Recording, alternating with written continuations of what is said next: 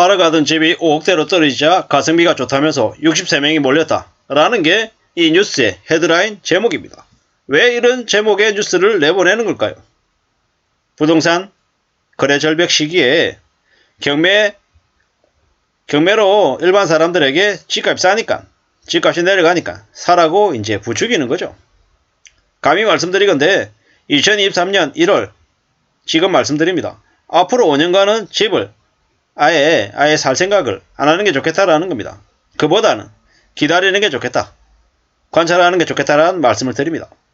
앞으로 5년 동안 집값이 언제로 떨어지겠습니까? 문재인 정부 이전 가격으로 돌아간다라고 감히 말씀드립니다. 물론 제 생각이 틀릴 수도 있습니다. 지켜보자고요. 저에게 네가 뭘 믿고 그렇게 확신하느냐, 장담하느냐, 나는 못 믿겠다 이렇게 얘기하는 사람도 있을 텐데요. 그냥 편하게 말씀드릴게요. 저는 그냥 영상을 그냥 저 혼자 찍는 그냥 제 개인입니다. 제가 뭐 광고를 받는 놈도 아니고 그냥 누군가의 뭐 입장을 대변하는 놈도 아니고 그냥 저 혼자 하는 그냥 개소리입니다. 그냥 제가 하는 얘기가 안 맞으면 너 틀렸어.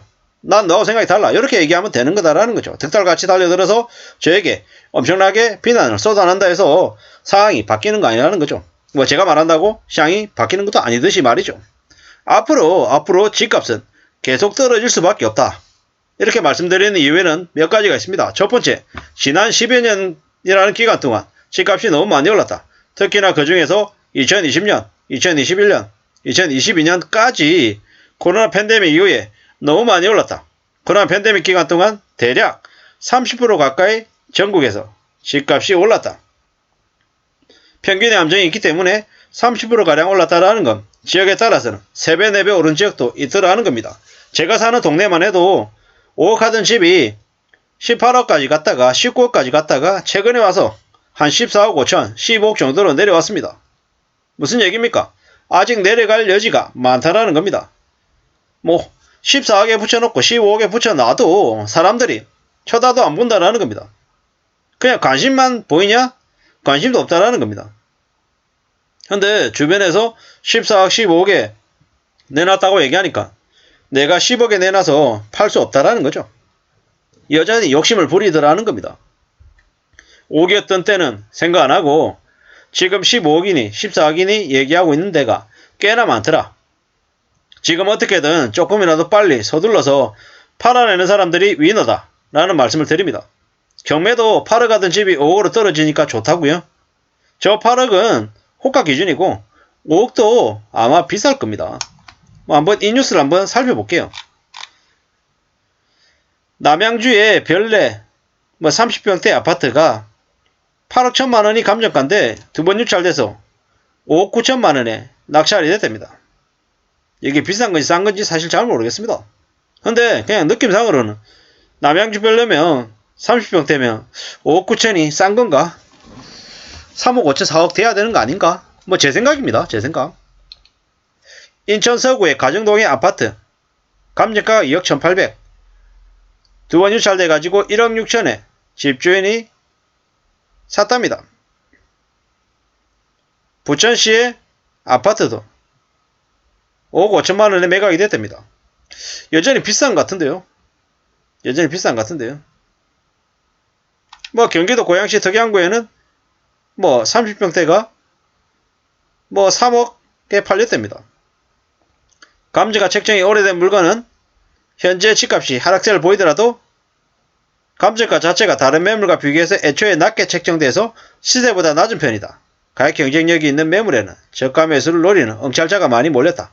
이렇게 얘기합니다.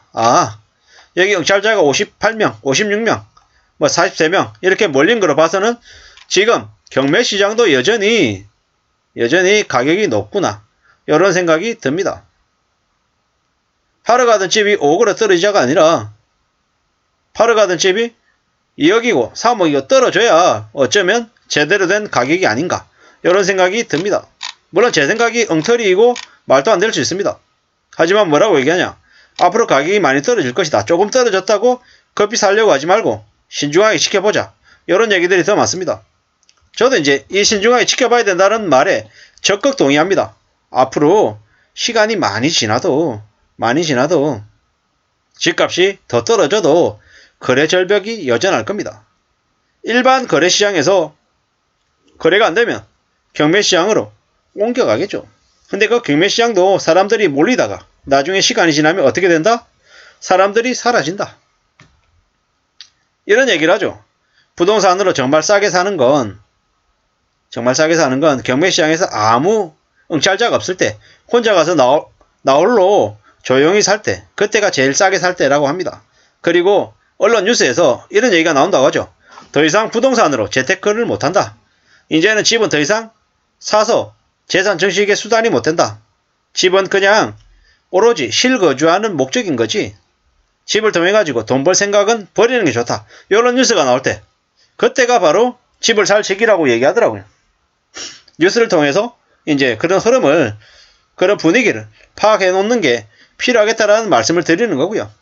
그저 집을 사는 건 철저하게 자기 스스로 고민하고 결정해야 된다. 또한 우리는 집을 사고 파는 건 평생에 손에 꼽히는 일이다라는 거죠.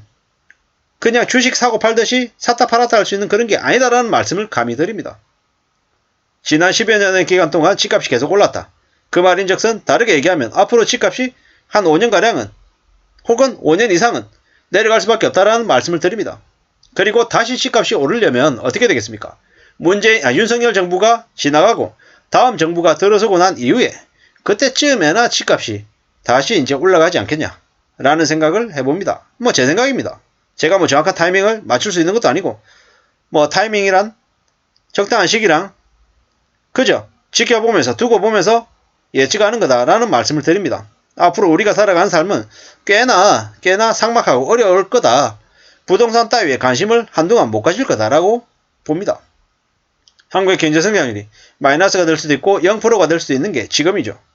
1월부터 1월 20일까지 국제무역수지 적자가 100억 달러가 넘습니다.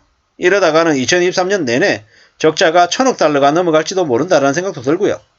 가지고 있는 왜 안 보이고 상당수가 줄어들고 한국 경제가 파탄으로 들어갈 수도 있겠다라는 생각도 해봅니다. 지금의 정부가, 지금의 국민의힘이 자기들 권력 다툼만 하고 검찰들을 앞세워가지고 자기들 내부에서도 예전에 박근혜 정부 시절에 친박, 진박, 비박 이런 얘기하듯이 자기들 권력 다툼만 하고 있다 보니 한국의 경제는, 한국의 삶은 더 악화되고 있는 것 같습니다. 앞으로 부동산 관련해서, 주식 관련해서 영끌하고 비트를 부추겼던 많은 유튜버, 가짜 전문가들이 개인적인 복수를 당할지도 모른다는 생각도 듭니다. 앞으로 얼마나 많은 이들이 무너지고 몰락갈지 숨죽이면서 지켜봐야 될 것 같습니다. 그들이 우리의 삶의 인간 교훈이 될 것 같다는 생각도 해봅니다. 아무쪼록 안전하게, 또 안전하게 살아가길 바랄 뿐입니다. 감사합니다.